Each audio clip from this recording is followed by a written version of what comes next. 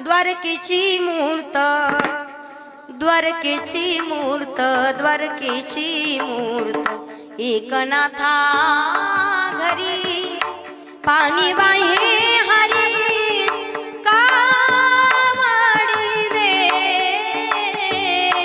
Shrikhandya चंदन, Shrikhandya चंदन, Shrikhandya चंदन उगाळोनी करी।